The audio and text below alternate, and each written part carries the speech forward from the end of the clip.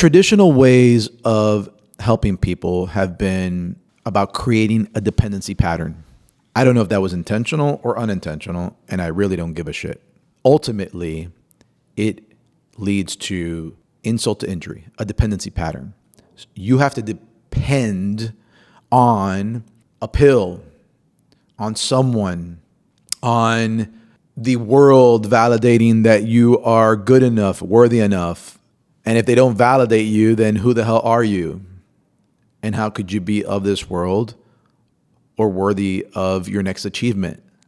The new way of transforming parts of us and moving forward into life in a trusting and aligned way is you may still seek out a professional to take you through a process that helps you, as I like to say, integrate the wisdom of your past, right? Really unpack it, understand what happened, really understand what happened. Understand that it's not your story, it was someone else's story that you've been living, right? And really reconcile that internally, really reconcile that mentally and emotionally. The new way is about learning and practicing how to live in the present, naturally and effortlessly being able to live in the present. And that takes time to develop. Zen masters of all types, mystics of all types, worked at this for 5, 10, 15, 20 years before they even got to this place that we might call paradise or Zen or presence. It took a while. The new way is about cultivating the wiring through simple, sustainable practices, like ones we've already talked about. Breathing, good sleep, changing the story, surrounding yourselves by good, healthy individuals, expanding individuals, letting every step you take be one of, I get to do this, as opposed to I have to do this, I need to do this, so that you can move into this trusting and thriving pattern. So you may need some help and support, and the support and help is an interdependent support and help. It's not a codependent. It's not a thing that cultivates dependency.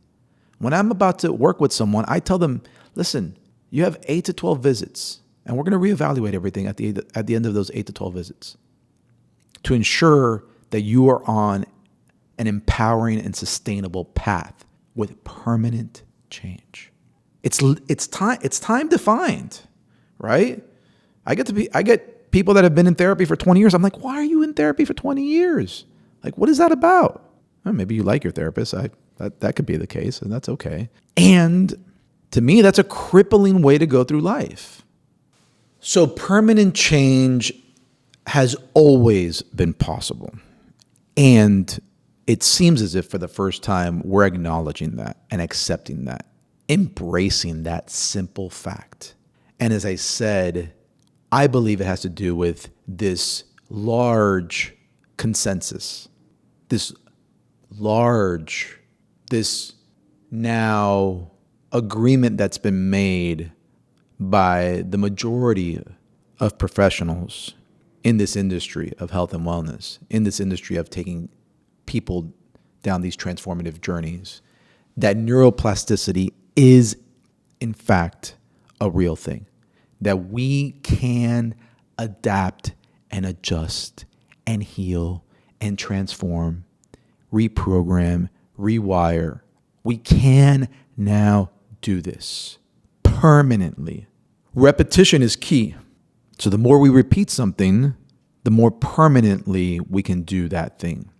The earth-shattering, far-reaching, wild implications of this is that inevitably one day what we can trust to see is a world where we're all doing our due diligence of taking care of ourselves.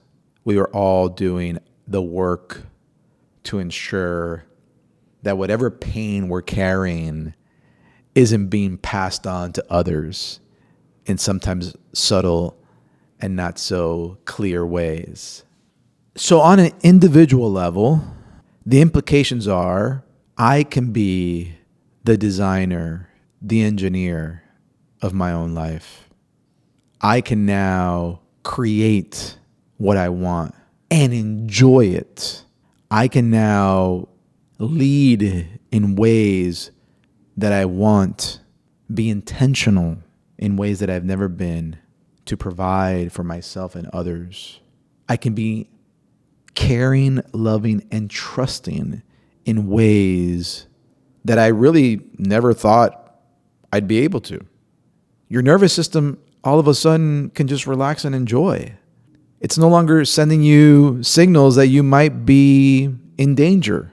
There's all this space to create, all this space to enjoy, all this sustainable energy because you're not overwhelmed or burnt out. What does that mean for your relationships?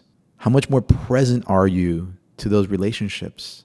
How much more appreciative are we of just life in general?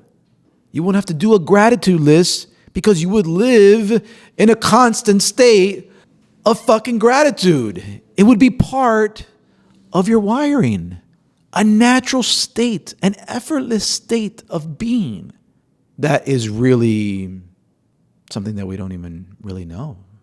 We're only beginning to understand. We're only beginning to see more of.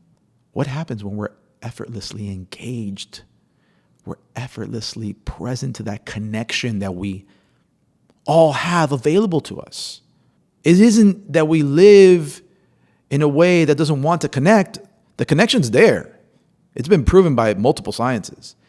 We live in a way that's so imbalanced, so out of alignment, that we can't even be present and step in to the connection that already exists and access that way of being engaged with one another that allows for this beautiful exchange, friendship, relationship, intimacy, adventure. What lies on the other side, the implications, I think are so fucking beautiful. I don't even know if we can wrap our minds around it. Because right now, beauty has been, and still is, to some degree, very superficial. It's very filtered. There'd be no reason to filter anymore. You would know you're fucking worthy in your stomach, in your heart, in every cell in your body. And you would just be relaxed. You would melt into that space of, wow, I know. My deepest knowing is that I am worthy. I am good enough. I am deserving enough. Everything shifts.